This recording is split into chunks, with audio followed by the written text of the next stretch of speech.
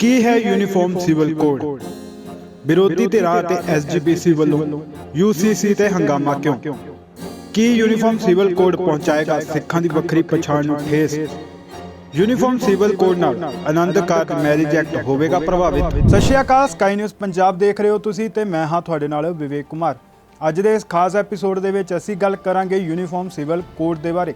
Uniform civil code ਨੂੰ ਲੈ ਕੇ ਪੂਰੇ ਦੇਸ਼ ਦੇ ਵਿੱਚ ਵਿਵਾਦ ਚੱਲ ਰਿਹਾ ਹੈ। ਜੇਕਰ ਗੱਲ ਕਰਾਂ ਪੰਜਾਬ ਦੀ ਤਾਂ ਪੰਜਾਬ ਦੇ ਵਿੱਚ ਖਾਸ ਕਰਕੇ ਯੂਨੀਫਾਰਮ ਸਿਵਲ ਕੋਡ ਦਾ ਵਿਰੋਧ ਕੀਤਾ ਜਾ ਰਿਹਾ ਹੈ, ਚਾਹੇ ਉਹ ਪੰਥਕ ਧਿਰ ਸ਼੍ਰੋਮਣੀ ਗੁਰਦੁਆਰਾ ਪ੍ਰਬੰਧਕ ਕਮੇਟੀ ਹੋਵੇ ਜਾਂ ਫਿਰ ਸਿਆਸੀ ਧਿਰ ਸ਼੍ਰੋਮਣੀ ਅਕਾਲੀ ਦਲ ਬਾਦਲ ਹੋਵੇ।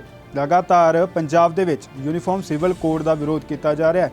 ਉੱਥੇ ਜੇਕਰ ਦੂਸਰੇ ਪੱਖ ਦੀ ਗੱਲ ਕਰਾਂ ਤਾਂ ਦੇਸ਼ ਦੇ ਪ੍ਰਧਾਨ ਮੰਤਰੀ ਨਰਿੰਦਰ ਮੋਦੀ ਖੁਦ ਯੂਸੀਸੀ ਦਾ ਵਕਾਲਤ ਕਰਦੇ ਹੋਏ ਨਜ਼ਰ ਆ ਰਹੇ ਨੇ। ਅੱਜ ਦੇ ਇਸ ਖਾਸ ਐਪੀਸੋਡ ਦੇ ਵਿੱਚ ਅਸੀਂ ਸਮਝਾਂਗੇ ਕਿ ਯੂਨੀਫਾਰਮ ਸਿਵਲ ਕੋਡ ਹੈ ਕੀ ਅਤੇ ਇਸ ਦਾ ਵਿਰੋਧ ਕਿਉਂ ਹੋ ਰਿਹਾ ਹੈ। ਕੀ ਹੈ uniform civil code? Uniform civil code ਦਾ ਮੁੱਖ ਉਦੇਸ਼ ਸਾਰੇ ਨਾਗਰਿਕਾਂ ਨੂੰ ਇੱਕ ਸਮਾਨ ਕਾਨੂੰਨੀ ਢਾਂਚਾ ਮੁਹੱਈਆ ਕਰਵਾਉਣਾ ਹੈ, ਚਾਹੇ ਉਹਨਾਂ ਦਾ ਧਰਮ ਕੋਈ ਵੀ ਹੋਵੇ। ਇਸ ਸਮੇਂ ਵਿਆਹ, ਤਲਾਕ ਅਤੇ ਉੱਤਰਾਧਿਕਾਰਿਤ ਮਾਮਲੇ ਧਰਮ ਆਧਾਰਿਤ ਨਿੱਜੀ ਕਾਨੂੰਨਾਂ ਦੁਆਰਾ ਨਿਯੰਤਰਿਤ ਕੀਤੇ ਜਾਂਦੇ ਨੇ। ਯੂਨੀਫਾਰਮ ਸਿਵਲ ਕੋਡ ਨੂੰ ਭਾਰਤੀ ਸੰਵਿਧਾਨ ਦੇ ਘੜਨ ਦੌਰਾਨ ਬਹਿਸਾਂ ਵਿੱਚ ਦੇਖਿਆ ਜਾ ਸਕਦਾ ਹੈ।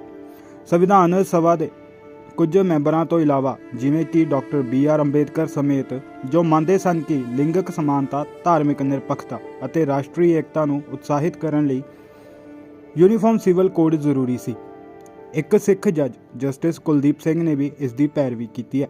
ਜਸਟਿਸ ਕੁਲਦੀਪ ਸਿੰਘ ਨੇ 1995 ਦੇ ਸਰਲਾ ਮੁਦਗਲ ਕੇਸ ਵਿੱਚ ਸੰਸਦ ਨੂੰ ਯੂਨੀਫਾਰਮ ਸਿਵਲ ਕੋਡ ਬਣਾਉਣ ਦੀ ਲੋੜ ਨੂੰ ਦੁਹਰਾਇਆ, ਜੋ ਵਿਚਾਰਧਾਰਕ ਵਿਰੋਧਤਾ ਨੂੰ ਦੂਰ ਕਰਕੇ ਰਾਸ਼ਟਰੀ ਏਕਤਾ ਦੇ ਕਾਰਨ ਵਿੱਚ ਮਦਦ ਬਣੇਗਾ। ਐਸਜੀਪੀਸੀ ਅਤੇ ਵਿਰੋਧੀ ਧਿਰਾਂ ਵੱਲੋਂ ਪੰਜਾਬ 'ਚ ਲਗਾਤਾਰ ਆਨੰਦ ਕਾਰਜ ਮੈਰਿਜ ਐਕਟ ਨੂੰ ਲੈ ਕੇ ਯੂਨੀਫਾਰਮ ਸਿਵਲ ਕੋਡ ਦੇ ਉੱਤੇ ਸਵਾਲ ਚੁੱਕੇ ਜਾਂਦੇ ਨੇ।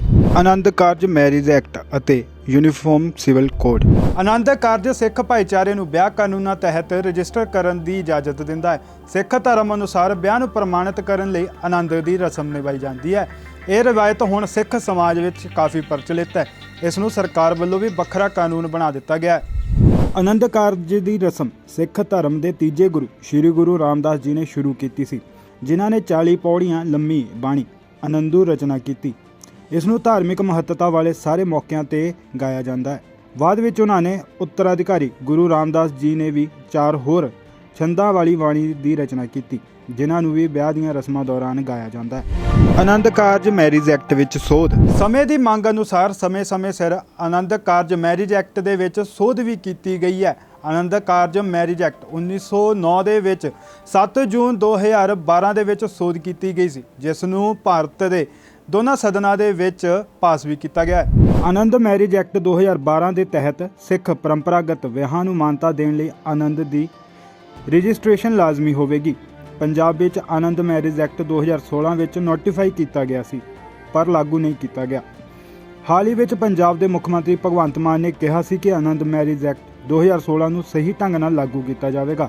ਆਨੰਦ ਮੈਰਿਜ ਐਕਟ ਭਾਰਤ ਦੇ 22 ਰਾਜਾਂ ਵਿੱਚ ਲਾਗੂ ਕੀਤਾ ਜਾ ਚੁੱਕਾ ਹੈ। ਯੂਨੀਫਾਰਮ ਸਿਵਲ ਕੋਡ ਨਾਲ ਆਨੰਦ ਕਾਰਜ ਮੈਰਿਜ ਐਕਟ ਹੋਵੇਗਾ ਪ੍ਰਭਾਵਿਤ। ਜੇਕਰ ਗੱਲ ਕਰੀਏ ਯੂਨੀਫਾਰਮ ਸਿਵਲ ਕੋਡ ਦੀ ਤਾਂ ਯੂਸੀਸੀ ਦਾ ਉਦੇਸ਼ ਸਿੱਖ ਭਾਈਚਾਰੇ ਨੂੰ ਸਿਵਲ ਮਾਮਲਿਆਂ ਵਿੱਚ ਸਹੂਲਤ ਪ੍ਰਦਾਨ ਕਰਨਾ ਹੈ ਅਤੇ ਆਨੰਦ ਮੈਰਿਜ ਐਕਟ ਦੇ ਵਿੱਚ ਕੁਝ ਕਾਨੂੰਨ ਸ਼ਾਮਿਲ ਕਰਨੇ ਨੇ ਤਾਂ ਕਿ ਆਨੰਦ ਮੈਰਿਜ ਜਿਹੜਾ ਹੋਰ ਦਰੁਸਤ ਹੋ ਸਕੇ, ਜਿਸ ਵਿੱਚ ਗੋਦ ਲੈਣ ਦਾ ਕਾਨੂੰਨ, ਵਿਰਾਸਤ ਦਾ ਕਾਨੂੰਨ, ਤਲਾਕ ਦਾ ਕਾਨੂੰਨ ਵੀ ਸ਼ਾਮਿਲ ਹੈ। ਯੂਨੀਫਾਰਮ ਸਿਵਲ ਕੋਡ ਵਿਆਹ ਦੀ ਰਜਿਸਟ੍ਰੇਸ਼ਨ ਨੂੰ ਲਾਜ਼ਮੀ ਬਣਾਉਣ ਦੀ ਪ੍ਰਸਤਾਵ ਵੀ ਰੱਖਦਾ ਹੈ, ਜੋ ਆਨੰਦ ਮੈਰਿਜ ਐਕਟ ਦੇ ਤਹਿਤ ਪਹਿਲਾਂ ਹੀ ਮੌਜੂਦ ਹੈ। ਯੂਨੀਫਾਰਮ ਸਿਵਲ ਕੋਡ ਸਿੱਖ ਵਿਆਹ ਦੀ ਰੀਤੀ ਰਿਵਾਜ਼ਾਂ ਨੂੰ ਪ੍ਰਭਾਵਿਤ ਨਹੀਂ ਕਰੇਗਾ ਅਤੇ ਯੂਨੀਫਾਰਮ ਸਿਵਲ ਕੋਡ ਦੇ ਅਧੀਨ ਸਿੱਖਾਂ ਦੇ ਰੀਤੀ ਰਿਵਾਜ਼ ਬਰਕਰਾਰ ਰਹਿਣਗੇ। ਵਿਡੰਬਨਾ ਇਹ ਹੈ ਕਿ ਆਨੰਦ ਮੈਰਿਜ ਐਕਟ ਪੰਜਾਬ ਵਿੱਚ ਲਾਗੂ ਨਹੀਂ ਹੈ, ਜਿੱਥੇ ਸਿੱਖ ਆਬਾਦੀ ਸਭ ਤੋਂ ਵੱਧ ਹੈ, ਅਤੇ ਇਸ ਤਰ੍ਹਾਂ ਪੰਜਾਬ ਵਿੱਚ ਯੂਸੀਸੀ ਦੇ ਲਾਗੂ ਹੋਣ ਨਾਲ ਸਿੱਖ ਮਰਿਆਦਾ ਤੇ ਕੋਈ ਅਸਰ ਨਹੀਂ ਪਵੇਗਾ। ਕੀ ਯੂਨੀਫਾਰਮ ਸਿਵਲ ਕੋਡ ਪਹੁੰਚਾਏਗਾ ਸਿੱਖਾਂ ਦੀ ਵੱਖਰੀ ਪਛਾਣ ਨੂੰ ਠੇਸ? ਲਗਾਤਾਰ ਪੰਜਾਬ ਦੇ ਵਿੱਚ ਯੂਨੀਫਾਰਮ ਸਿਵਲ ਕੋਡ ਦਾ ਵਿਰੋਧ ਇਸ ਕਰਕੇ ਕੀਤਾ ਜਾ ਰਿਹਾ ਹੈ ਕਿ ਮੰਨਿਆ ਜਾ ਰਿਹਾ ਹੈ ਕਿ ਯੂਨੀਫਾਰਮ ਸਿਵਲ ਕੋਡ ਲਾਗੂ ਹੋਣ ਦੇ ਨਾਲ ਸਿੱਖਾਂ ਦੀ ਅਤੇ ਸੱਭਿਆਚਾਰ ਦੀ ਵੱਖਰੀ ਪਛਾਣ ਨੂੰ ਖਤਮ ਕਰ ਦਿੱਤਾ ਜਾਵੇਗਾ। ਪਰ ਉੱਥੇ ਜੇਕਰ ਵਿਦੇਸ਼ਾਂ ਦੀ ਗੱਲ ਕਰੀਏ ਤਾਂ ਜਿੱਥੇ UK, ਫਰਾਂਸ, ਅਮਰੀਕਾ ਵਰਗੇ ਦੇਸ਼ਾਂ ਦੇ ਵਿੱਚ ਜਿੱਥੇ ਸਿੱਖ ਬਹੁ ਗਿਣਤੀ ਦੇ ਵਿੱਚ ਵਸਦੇ ਨੇ, ਉੱਥੇ ਯੂਨੀਫਾਰਮ ਕੋਡ ਪਹਿਲਾਂ ਤੋਂ ਹੀ ਲਾਗੂ ਹੈ, ਜਿੱਥੇ ਸਿੱਖਾਂ ਦੇ ਵੱਲੋਂ ਆਪਣੀ ਇੱਕ ਵੱਖਰੀ ਪਛਾਣ ਵੀ ਕਾਇਮ ਕੀਤੀ ਗਈ ਹੈ। ਵਿਰੋਧੀ ਧਿਰ ਅਤੇ ਐਸਜੀਪੀਸੀ ਵੱਲੋਂ ਯੂਨੀਫਾਰਮ ਸਿਵਲ ਕੋਡ ਤੇ ਹੰਗਾਮਾ ਕਿਉਂ? ਸਿੱਖ ਧਾਰਮਿਕ ਜਥੇਬੰਦੀ ਐਸਜੀਪੀਸੀ ਅਤੇ ਅਕਾਲੀ ਬਾਦਲ ਵੱਲੋਂ ਯੂਨੀਫਾਰਮ ਸਿਵਲ ਕੋਡ ਦੇ ਖਿਲਾਫ ਕਾਫੀ ਹੰਗਾਮਾ ਕੀਤਾ ਜਾ ਰਿਹਾ ਹੈ ਕਿ ਇਸ ਨਾਲ ਸਿੱਖੀ ਦੀ ਮਰਿਆਦਾ ਅਤੇ ਪਛਾਣ ਤੇ ਅਸਰ ਪਵੇਗਾ। ਇਸ ਸੰਬੰਧ ਵਿੱਚ ਜ਼ਿਕਰਯੋਗ ਹੈ ਕਿ ਸ਼੍ਰੋਮਣੀ ਕਮੇਟੀ ਦੇ ਸਾਬਕਾ ਪ੍ਰਧਾਨ ਅਤੇ ਅਕਾਲੀ ਲੀਡਰ ਗੁਰਚਰਨ ਸਿੰਘ ਤੌੜਾ 1972 ਤੋਂ 2004 ਤੱਕ ਰਾਜ ਸਭਾ ਅਤੇ ਲੋਕ ਸਭਾ ਦੇ ਮੈਂਬਰ ਰਹਿ ਚੁੱਕੇ ਨੇ ਅਤੇ ਕਦੇ ਵੀ ਉਹਨਾਂ ਦੇ ਵੱਲੋਂ ਆਨੰਦ ਮੈਰਿਜ ਐਕਟ ਵਿੱਚ ਤਲਾਕ, ਵਿਰਾਸਤ ਆਦਿ ਦੀਆਂ ਵਿਵਸਥਾਵਾਂ ਜੋੜਨ ਦੇ ਲਈ ਸੋਧ ਦੀ ਗੱਲ ਨਹੀਂ ਕੀਤੀ ਗਈ। SGPC 100 ਸਾਲ ਪੁਰਾਣੀ ਸੰਸਥਾ ਨੇ ਆਨੰਦ ਮੈਰਿਜ ਐਕਟ ਵਿੱਚ ਲੋੜੀਂਦੀਆਂ ਸੋਧਾਂ ਬਾਰੇ ਚਰਚਾ ਕਰਨ ਲਈ ਕਦੇ ਵੀ ਸੈਸ਼ਨ ਨਹੀਂ ਰੱਖਿਆ। ਇਹਨਾਂ ਨੁਕਤਿਆਂ ਨੂੰ ਦੇਖਦਿਆਂ ਜਾਪਦਾ ਹੈ ਕਿ ਸ਼੍ਰੋਮਣੀ ਕਮੇਟੀ ਅਤੇ ਅਕਾਲੀ ਬਾਦਲ ਕੋਲ ਆਪਣੇ ਵਿਰੋਧੀਆਂ ਦੀ ਹਮਾਇਤ ਕਰਨ ਲਈ ਕੋਈ ਭਰੋਸੇਯੋਗ ਤੱਥ ਨਹੀਂ ਹੈ। ਯੂਨੀਫਾਰਮ ਸਿਵਲ ਕੋਡ ਨੂੰ ਲੈ ਕੇ ਚੱਲ ਰਹੇ ਵਿਵਾਦ ਦੇ ਕਾਰਨ ਕਿਤੇ ਨਾ ਕਿਤੇ ਯੂਨੀਫਾਰਮ ਸਿਵਲ ਕੋਡ ਲਾਗੂ ਹੋਣ ਦੇ ਵਿੱਚ ਸਮਾਂ ਤਾਂ ਜ਼ਰੂਰ ਲੱਗੇਗਾ। ਹੁਣ ਦੇਖਣਾ ਇਹ ਹੋਏਗਾ ਕਿ ਪ੍ਰਧਾਨ ਮੰਤਰੀ ਨਰਿੰਦਰ ਮੋਦੀ ਇਸ ਬਾਬਤ ਕੀ ਫੈਸਲਾ ਲੈਂਦੇ ਨੇ। ਇਹ ਤਾਂ ਹੁਣ ਆਉਣ ਵਾਲਾ ਸਮਾਂ ਹੀ ਦੱਸੇਗਾ। ਪਰ ਤਦ ਤੱਕ ਦੇ ਲਈ ਮੈਨੂੰ ਯਾਨੀ ਵਿਵੇਕ ਨੂੰ ਦਿਓ ਇਜਾਜ਼ਤ ਤੇ ਤੁਸੀਂ ਦੇਖਦੇ ਰਹੋ ਸਕਾਈ ਨਿਊਜ਼ ਪੰਜਾਬ। ਸਤਿ ਸ਼੍ਰੀ ਅਕਾਲ।